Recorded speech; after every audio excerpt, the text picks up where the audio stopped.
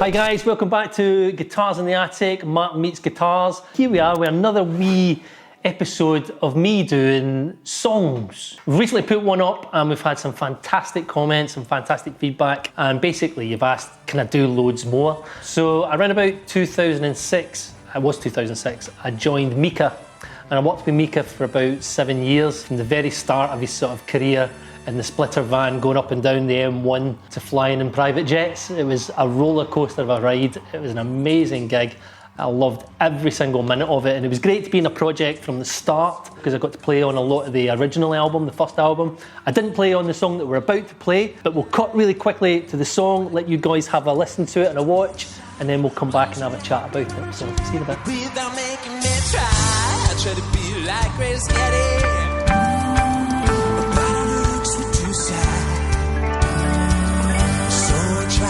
Little Freddy, I've got an answer to.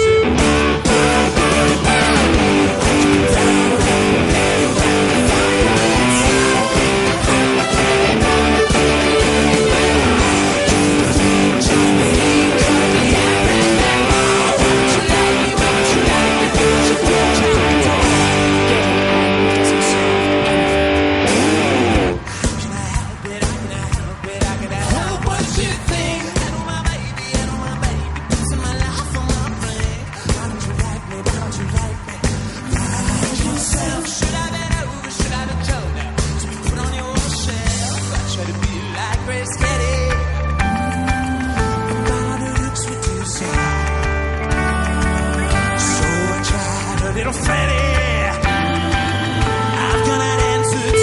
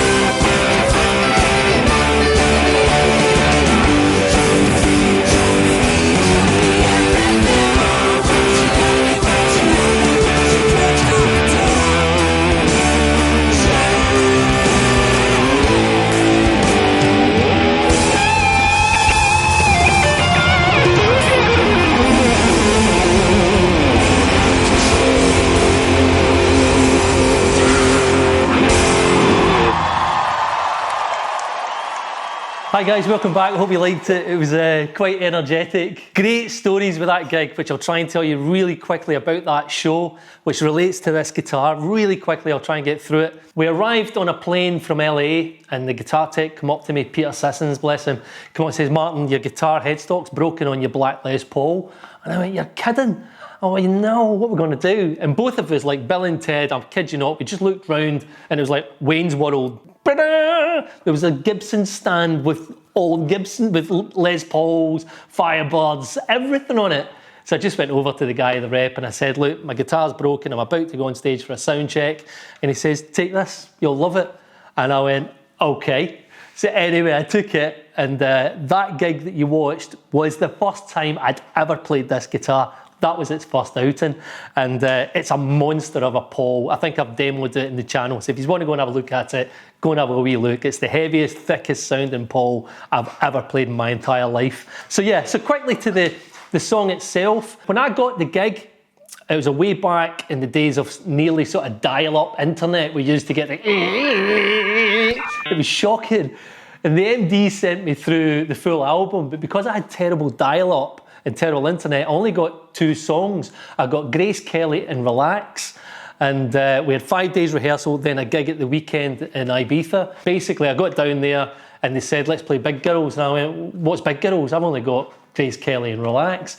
So we played those 2 songs and we got through the first day, and I just said to the guys, look, let me, if possible, can I dictate this first day of rehearsal? Can I listen to the tracks before we play them? Because they obviously knew everything. Can I listen to the tracks before we play them, have a quick blast through them, and then we'll get through today's session, then I'll go back to my hotel room, and I basically stopped up all night learning the album, came back in the next day, got through that day, went back to my hotel room, stayed up all night again, no word of a lie, learnt it again, and then MIKA was in on the Thursday, and then we flew out to Ibiza on the Friday, and the rest was history. 7 years later, kept the gig. So that's kind of a wee bit of an insight to being a pro musician. You have to be dedicated. If you want to get the gig, and if you want to keep that gig, you really have to put in the effort and the hours. So the verse part for me when I first played it was picking out those sort of octaves that I did. There is a couple of guitar parts in it, but you have to pick your best one, and the part that's going to kind of stand out and go, oh, that's really nice, and it becomes a sort of a feature. There's some sort of chords in the background, which I didn't pick. They had a tremolo effect on them. They just didn't stick out. So I picked the and the tail with the delay, and it just led to that part being shining, and you just get a little bit of a spotlight within that verse. There is a chord part that goes underneath it going.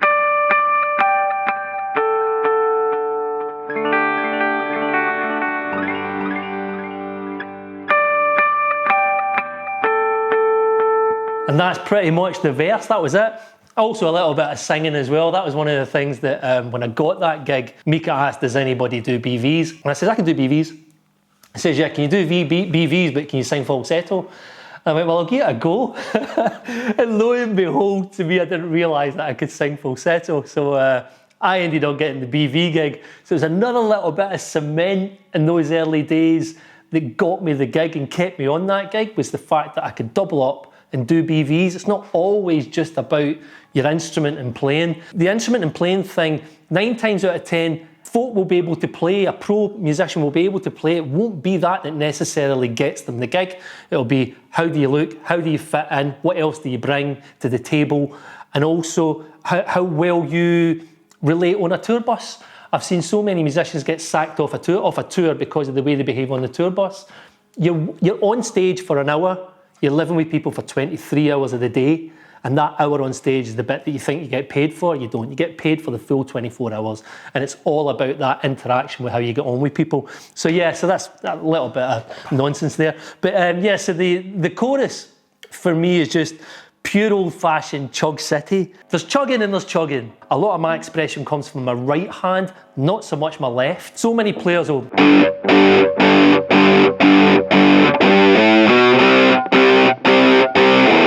That's great. There's nothing happening there for me.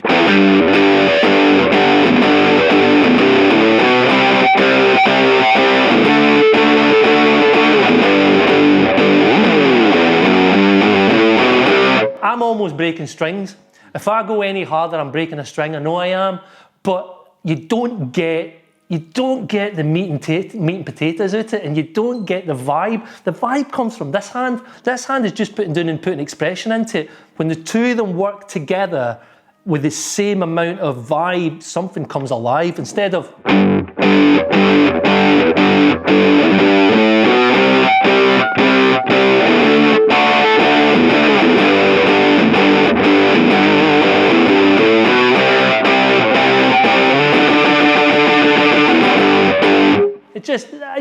Everything starts to breathe and it lifts, and it's exactly that, and then you can bring it back down. So the solo section was quite cool because obviously it was multi-layered and there's loads of bits and bobs happening in it, so you kind of had to pick what parts stuck out, again what notations stuck out. It might not necessarily have been the actual guitar on the track that stuck out.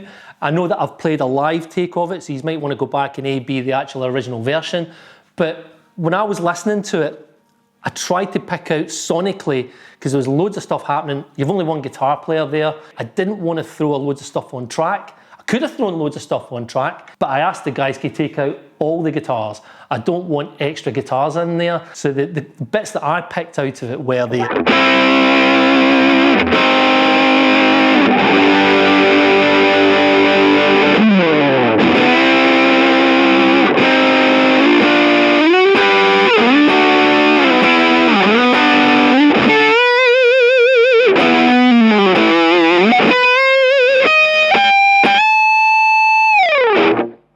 that was pretty much it.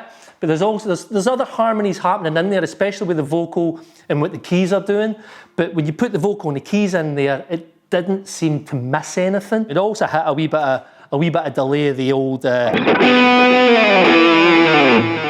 that, you know what I mean? And you get all that sort of nonsense, you know what I mean? That's another thing of being a sort of in that environment. It's not your show, it's not your gig, you're there to support that artist in front of you. That's the gig. It's not about you, it's not about the keyboard player, the bass player, drummer. You're just a collective there to support that artist, which is quite interesting about the channel. I've said to Callum recently how much I love doing the channel is because I can actually get to play guitar, which is a really ironic thing to say, because as a pro musician, you don't get to show off your chops. If you show off your chops, you're off the gig. That's how it works. Always is. If you want to show off your chops, go get a jazz gig and get paid 35 quid a gig. That's how showbiz works. That's how pro gigging works. But sometimes, only sometimes, and it might be at the end of the song, you might get a wee breath where you can go.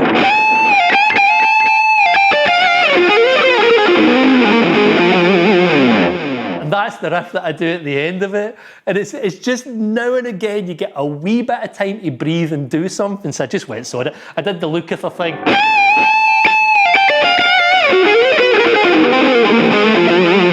Something like that. Anyway guys, I hope you loved it. I hope you liked it as much as I did playing it. It's great reminiscing doing these things.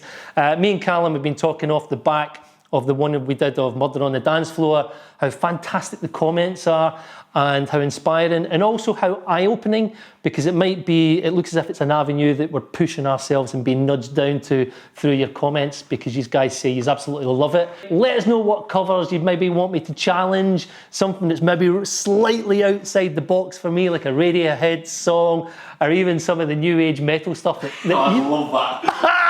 some of the drop D nonsense. And I'll give you an approach to how a pro session player would look at that and what sort of things I would pick off. And it might be interesting, it might be a load of nonsense. There's a rabbit hole opening up here and I want to take you down it. So I hope you enjoyed it. Click and subscribe, ring the old bell for the old man, because the subs are going up for me and Callum and we're loving it. And we'll see you at the next one. All the best. Ta-da.